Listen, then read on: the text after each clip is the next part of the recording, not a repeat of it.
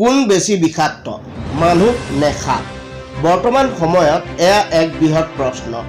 সাপে মানুহ দেখিলে কোনো কাৰণ নোহোৱাকৈ কেতিয়াও খুট নামাৰে কিন্তু একাংশ মানুহে সাপ দেখিলে কিয় হত্যা কৰি দিয়ে অথবা মাৰি পেলায় আজি বিশ্বনাথৰ হাটখোলাত এডাল সাপক কেন্দ্ৰ কৰি লাগিল হুৱা দুৱা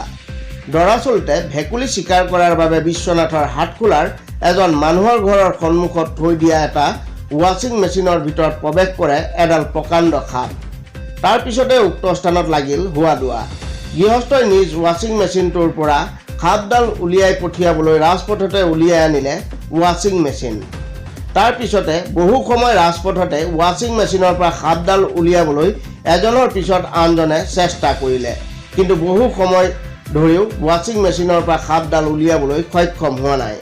বহু ঘণ্টা যুঁজাৰ পিছত অৱশেষত ৱাশ্বিং মেচিনৰ পৰা সাপডাল ওলাই আৰু লগে লগে দুজন লোকে লাঠিৰে কোবাই কোবাই হত্যা কৰিলে প্ৰকাণ্ড সাপডাল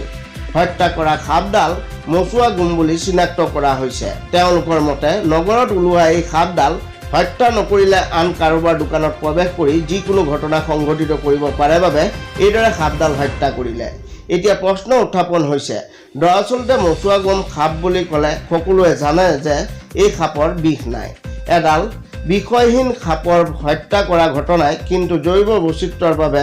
এক ভাবুকি লগতে বহুতৰে মনত প্ৰশ্ন উত্থাপন হৈছে কোন বেছি বিষাক্ত সাপ নে মানুহ